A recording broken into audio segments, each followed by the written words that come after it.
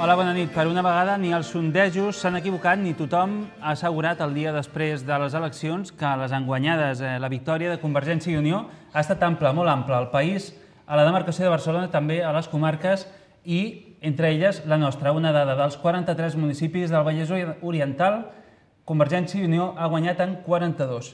La victòria ha estat tan àmplia, desfeta tan gran que el PSC ja ha obert el seu debat intern i sembla que Esquerra Republicana també ho podria fer. Avui parlem d'aquestes eleccions amb la nostra tertúlia política. Ho fem amb el Feliu Guillaumes, president comarcal de Convergència Democràtica.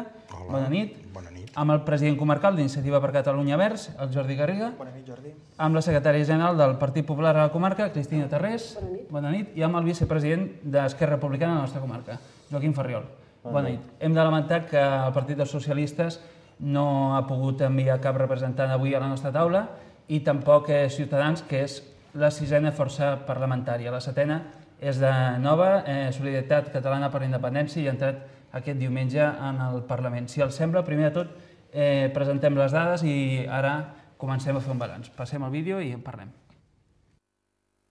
Convergència i Unió demanava una majoria àmplia per tenir un govern fort i les urnes li han donat. La Federació Nacionalista supera la 60ena d'escons, mentre els antics socis de govern tripartit han naufragat, sobretot els socialistes i Esquerra Republicana. El Partit Popular ascendeix a la tercera posició, Ciutadans es consolida i el partit de Joan Laporta entra al Parlament. La demarcació de Barcelona ha marcat bona part dels resultats finals. Convergència ha guanyat 8 escons, el PP 2, el PSC n'ha perdut 7 i Esquerra 5. La Federació s'ha imposat a totes les comarques barcelonines. I per aquells que diuen que el Vallès Oriental és un reflex a petita escala del país, l'han encertat. 4 de cada 10 votants han optat a la comarca per la Federació Nacionalista, mentre que els socialistes han perdut 1 de cada 4 vots de l'any 2006 i Esquerra gairebé la meitat. El PP és la tercera força comarcal, amb gairebé 19.000 vots. Una dada positiva és la participació, que ha estat del 61%, 5 punts més que el 2006. Doncs comencem analitzant-lo pels guanyadors, Convergència i Unió, a la tercera va la vençuda i Artur Mas serà president i ha guanyat àmpliament. S'acaba, com ell mateix ha dit, la travessa del desert per la federació. Sí, bé, nosaltres estem contents perquè, de fet, guanyar havíem guanyat les 9 vegades, no? El que passa que, en fi, nosaltres estem en un sistema parlamentari i encara que no és elegant, però si és lícit, doncs que les altres forces fessin un pacte. El que passa que, esclar, com he dit, segurament això a la gent no l'ha convençut massa. Si el tripartit hagués acabat sent una fórmula que funcionés, jo crec que poc o molt això no hagués tingut importància, però al final han acabat sent en la pràctica 3 governs que no es posaven d'acord i suposo que això els ha marcat fortament. Nosaltres estem humilment molt contents de la nostra victòria. Som molt conscients que, a part de l'electorat fidel, que li hem de donar les gràcies, perquè, primer de tot, l'electorat fidel se li ha d'agrair, però després a molta gent que no ens havia votat mai, a molta gent que feia molt temps que no ens votava, doncs aquesta vegada ens han votat. I amb aquests especialment vull trametre el missatge de que això ho gestionarem amb humilitat, sent molt conscients que aquest suport és a veure què feu, ara a veure què feu. La segona força, que és el Partit dels Socialistes, s'ha deixat 9 escons i baixa del llindar dels 30. A la comarca perd 1 de cada 4 vots. I la tercera força és el Partit Popular al Parlament, es consolida com la tercera força a la comarca i estan molt contents perquè diuen que comença el canvi, alguns diuen que comença el canvi a la Moncloa. Sí, el canvi comença a Catalunya, també després anirà als municipis i després anirà a tot Espanya, no?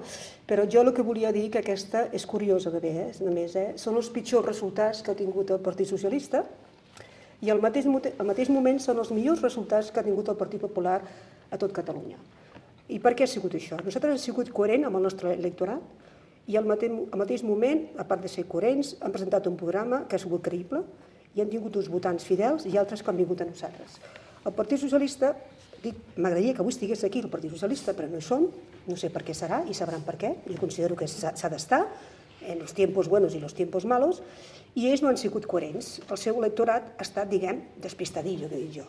Per què dic això? És perquè durant aquests 3 últims anys han parlat sempre i han estat sempre amb la bandera del nacionalisme. que donava la impressió que eren més nacionalistes ells, a vegades, que inclús Esquerra Republicana.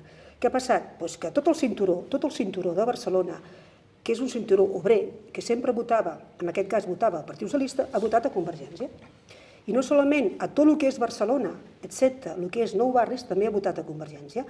Per què? Per això és per la incoherència i perquè el seu votant ja no sabia què fer. Però, a més, això ha provocat que el senyor Montilla, els últims 15 dies de campanya, va fer un canvi, va fer un giro. Ara era nacionalista espanyol, ara anava en busca de l'obrero i ara donava aquell missatge, molt fàcil de dir, ja està caducat, que era la dreta, que era la dreta. I llavors s'han demostrat ara que la dreta és la dreta i ha venido i que no passa nada. En tot cas, jo li diria als convergents, li diria que molts vots que ells tenen estan prestats. Mala expressió, perquè vol dir que els vots són d'algú. Sí, i els vots no són de ningú. No són d'algú, són de la mateixa persona que canvia. Prestats, digui que són vots que han canviat... Han fet un trasbàs. Però mala expressió, prestats. Han fet un trasbàs. Aquest trasbàs, vostès ara, tot això, suposo que saben perfectament el que han de fer, saben perfectament que s'han de guardar, crec jo, en un calaix el tema del nacionalisme, i el que han de fer és que Catalunya surti d'aquesta crisi i sense dubte sortirà amb l'esforç de tothom, de vostès, de les diferents forces polítiques que han de fer pinya i dels ciutadans de Catalunya. Acabem amb una primera intervenció de tots i ara entrem en debat. La formació del tripartit que millor ha aguantat aquestes eleccions ha estat Iniciativa. Si s'havien posat algunes línies vermelles, estaven els 30 diputats del PSC, que els ha baixat, els 15 Esquerra Republicana, que també els ha baixat, i 10 Iniciativa, que s'ha quedat així. Tenia 12, queden 10, però salven els mobles? Salvem els mobles. Hi ha dues lectures i nosaltres tenim una sensació agradolça dels números d'aquest diumenge. La part dolça és que, efectivament, els números de la coalició d'Iniciativa Esquerra Unida són molt dignes. És a dir, quan un partit està en el govern en una situació de crisi social i econòmica com l'actual, és normal que hi hagi un vot de càstig. Per tant, perdre aquests 2 diputats entenem que entra dintre de la lògica del que podíem esperar. I també entra dintre perquè hem sigut, i aquí qüestionaré llavors, de parlar en el Feliu, el tema del tripartit. Al final, dels 3 partits del tripartit, l'únic que ha aguantat l'estrabada que ens ha donat l'electorat és el que apostava per reeditar el tripartit. Per tant, potser serà que la marca tripartit no estava tan gastada com alguns... Per què pensa que és? Crec que tindré bastant per parlar-ne. Deia que aquesta és la part dolça de la valoració. La que l'agra, tot i que el Feliu, ahir vaig ser, no sé si el primer dels que t'hem faltat, però a felicitar-vos. Per tant, el país ha demanat un canvi de govern, ha demanat una majoria de Convergència i Unió, per tant, té ja 4 anys perquè Convergència i Unió desplegui el programa al qual s'ha presentat. Evidentment, sobre això no hi ha res a dir. Ara, evidentment, no és el que nosaltres volíem. L'aposta d'Iniciativa Esquerra Unida havia estat i serà, sempre que hi hagi unes eleccions, la formació de majories plurals, progressistes. No és el cas. Entenem que, i a mi, i alguna cosa hauria de ser d'acord amb la Cristina, em sap greu que no hi hagi aquí un representant del PSC perquè ens expliqués per què en aquesta campanya electoral va començar renegant del govern que havia mantingut durant 7 anys, el qual jo crec que l'electorat socialista el va deixar una mica desconcertat, per no dir una altra cosa. Va començar amb discursos estranys de campanyes en contra de ni independentistes ni de dreta. Escolti, vostè es presenta per ser president de la Generalitat sense tripartit, sense Convergència i sense el PP. Vol dir que té una majoria absoluta. Com que això no s'ho creia ningú, és comprensible. Per exemple, el PSC no ha comparegut a aquestes eleccions. Ha passat un tràmit que era fer una campanya electoral. I davant d'això, que nosaltres sabent que no tornem a governar, perquè ningú durant la campanya electoral apostava perquè el tripartit tornés a sumar, més vistes les enquestes sobre el PSC i sobre l'Esquerra Republicana, doncs que haguem sigut capaços de mobilitzar bona part d'aquest electorat amb l'argument de reeditar un govern d'esquerres, doncs n'estem raonablement satisfets. I Esquerra ha perdut més de la meitat de diputats i la meitat de vots. Això és un fracàs? Home, sí. No podem dir allò, el discurs aquell tan bonic de després de les eleccions sempre ens ha anat bé. No, ens ha anat molt malament les eleccions.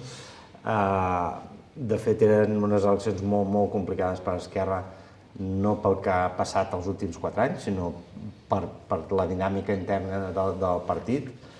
Ha estat una dinàmica que ha consumit moltes energies amb debats interns que han donat una imatge de desunió que al final s'ha concretat en dues opcions que són filles o cosines germanes de la mateixa formació de l'Esquerra i són dues llistes, reagrupament i solidaritat, que anaven, diguéssim, al mateix elector, donaven els mateixos inputs que havia estat donant Esquerra durant tant de temps.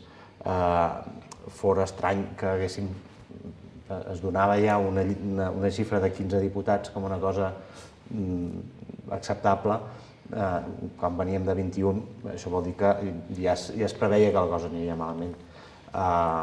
El propi plantejament de lluita contra el Partit Popular per ser la tercera força, així ho indicava, perquè el Partit Popular tenia 14 i Esquerra 22. Exacte, sí, ja es donava per suposat. També es donava per suposat que el Partit Popular pujaria i pujaria més del que ha pujat realment. Per tant, una mica es anava en aquest enfrontament. La resta, el panorama general, no és per tirar coets, crec jo. Com ha quedat dividit el Parlament, amb quines forces han anat, quines han estat a punt d'entrar, és tota una altra qüestió que realment a mi em sembla preocupant.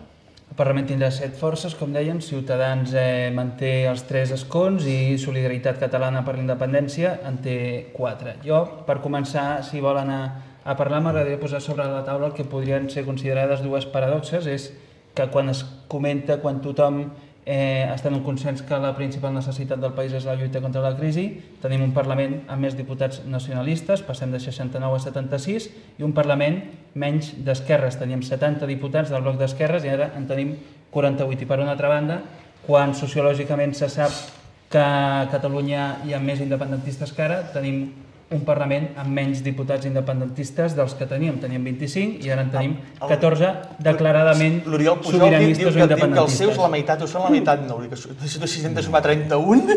Jo crec que no fa els números bé. Ho veuen com una paradoxa? Jo no ho veuria com una paradoxa, perquè els partits seran com seran, però els electors, jo crec que bona part de l'electorat de Convergència és independentista o sobiranista, i per tant, de la mateixa manera que Convergència ha captat vot socialista per altres raons, ha captat vot sobiranista, que ja el tenia, però més accentuadament.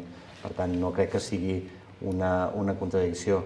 De fet, s'ha ampliat l'espectre de possibilitats de vot sobiranista i, per tant, jo diria que és molt transversal, fins i tot dins el PSC, el sobiranisme. I si fem cas de les enquestes, fins i tot dins el PP hi ha sobiranistes, cosa que no deixa de ser... No, això és veritat.